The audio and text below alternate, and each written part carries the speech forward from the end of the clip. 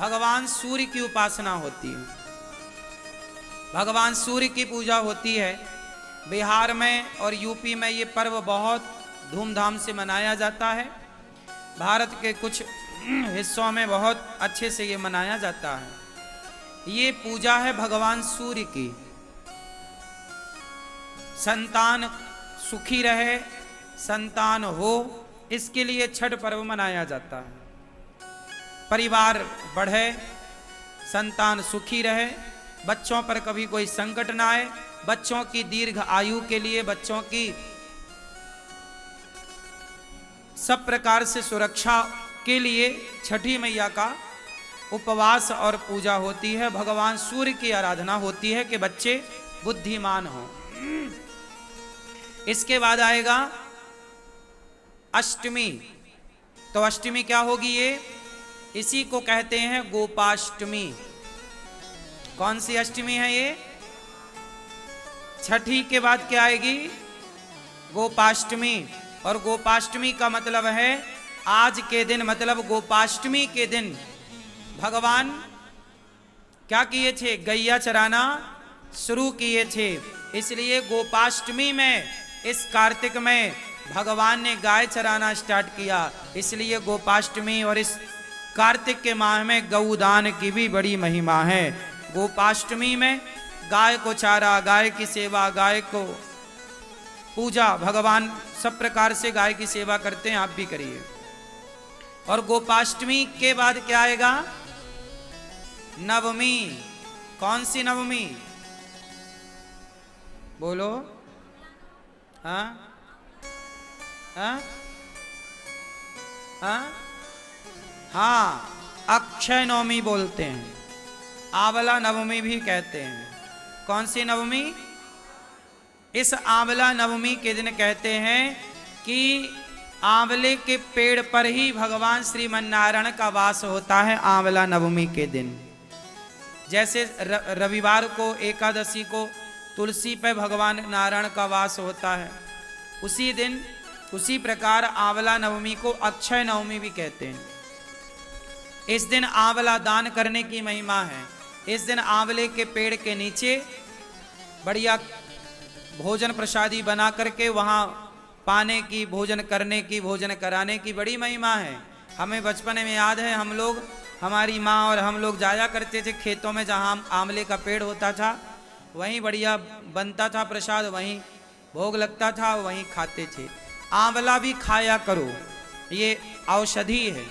तो अक्षय नवमी कहते हैं, अक्षय नवमी के दिन किया गया कोई भी पुण्य अक्षय फलदायी होता, उसका कभी क्षय नहीं होता। तो आंवले का पेड़ घर में लगाइएगा और आंवले की पूजा करिएगा।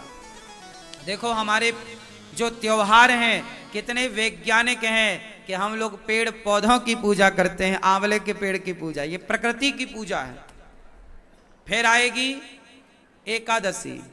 कौन सी एकादशी? हाँ, देव उठनी एकादशी, इसे बड़ी एकादशी भी कहते हैं, बड़ी 11, देव उठनी एकादशी।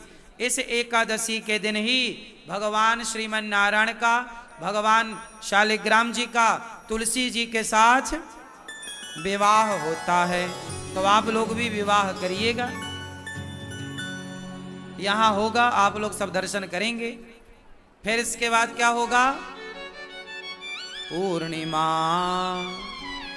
कार्तिक पूर्णिमा।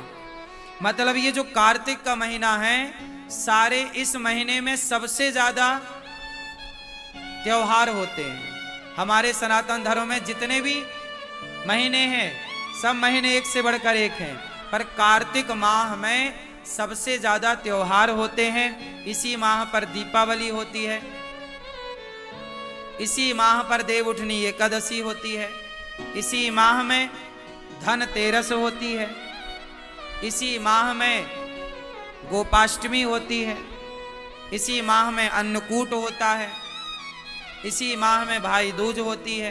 तो एक माह में इतने सारे पर्व, इतने सारे त्योहार। यदि ये सवाल कोई आपसे पूछे कि हिंदू धर्म में, सनातन संस्कृति में वो कौन सा महीना है जिस महीने में सबसे ज्यादा त्योहार होते हैं, तो आप कह सकते हैं कि कार्तिक का माह है वो, जिसमें सबसे ज्यादा त्योहार होते हैं। और सभी त्योहारों की अपनी अपनी विशेषता है, सबकी पुरानी पौराणिक मान्यता है। तो कार्तिक का माह वैसे ही पवित्र है। ये व्रत का इस माह में कहते हैं तीर्थों में स्नान करने का बड़ा महत्व है। आप लोग वृंदावन में हो तो यमुना जी ही स्नान करने जाया करो। क्यों? कहते हैं कि इस माह में ही एक राक्षस ने वेदों को जल में छिपाया था। कहते हैं कि कार्तिक माह में वेदों का वास जल में होता है। कहाँ होता है? वेदों का वास कहाँ होता है? तीर्थों में, नदियों में। जितने हमारे तीर्थ नदियां हैं, जलाशय हैं, उनमें वेदों का वास होता है। इस महीने में वेद जल में शयन करते हैं, जल में वास करते हैं। तो वेद जब वास करते हैं तो कहते हैं कि जब आप जल में, तीर्थों में स्नान करते हैं तो आपको वेद माता की कृपा प्राप्त होती है। और वेद कृपा करते हैं तो आपका ज्ञान बढ़ता है, आपका यश बढ़ता है, आपकी कीर्ति बढ़ती है, आपकी बुद्धि कारगर होती है, मीन्स अच्छी होती है, पवित्र होती है। इस माह में दीप दान करने की भी महिमा है। सब प्रकार से स्नान दान की महिमा बताई जाती है।